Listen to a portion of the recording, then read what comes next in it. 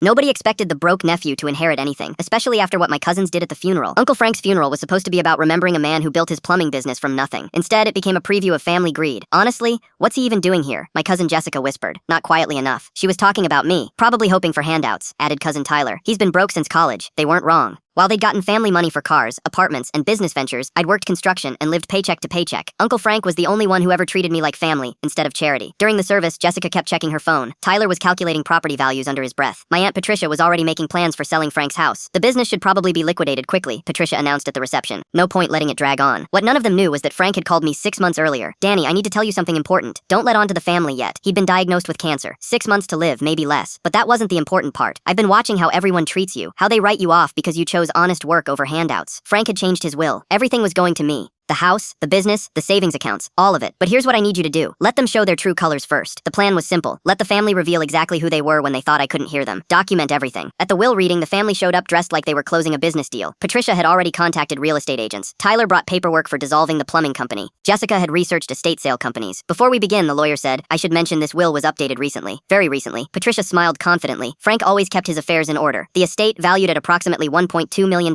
including the business, property, and assets, goes entirely to Daniel Murphy. Dead silence. You could hear the air conditioning humming. That's impossible, Tyler said. Danny's not even really family. He's just Frank's brother's kid. I am Frank's brother's kid. That makes me his nephew. That makes me family. Jessica was scrolling frantically through her phone. This has to be contested. Danny never even visited Frank. Actually, I visited every Sunday for 2 years, while you were all too busy to call him back. Patricia tried a different angle. Frank wasn't thinking clearly at the end. The cancer affected his judgment. The lawyer pulled out a thick file. Mr. Murphy was mentally competent when he updated his will. We have medical documentation and video testimony recorded specifically to prevent challenges. That's when I played Frank's final message. If you're watching this, it means my family is probably trying to steal from Danny. Here's what you need to know. Frank's voice filled the room from the lawyer's laptop. Patricia, you haven't called me in 3 years except to ask for money. Tyler, you borrowed $15,000 and never paid me back. Jessica, you told people I was senile when I wouldn't co-sign your car loan. The family sat frozen as Frank systematically destroyed their credibility. Danny is the only one who checked on me without wanting something. He's earned everything I'm leaving him. Patricia tried one last manipulation, but we're blood family. Danny's just, the business stays open. I'm hiring back all the employees you plan to lay off. You don't know anything about running a plumbing company, Tyler protested. I know more about honest work than anyone in this room. Frank taught me that. Within a month, I'd expanded the business and hired 2 additional crews. Turns out construction experience translates well to plumbing supervision. The family challenged the will, of course. Cost them $30,000 in legal fees before their lawyer explained they had no case. Patricia's house went up for sale 6 months later. Apparently, she'd borrowed against her expected inheritance and couldn't make payments. Tyler moved back in with his parents after his business ventures failed without family funding. Jessica got a job at a call center. First honest work she'd done in years. Meanwhile, Murphy Plumbing is booked solid through next winter. Frank's customers stayed loyal because they knew quality work when they saw it. The family writes me off as the lucky nephew who inherited more than he deserved. They're half right. I didn't deserve Uncle Frank's generosity, but I earned his respect by treating him like family when the rest of them treated him like an ATM.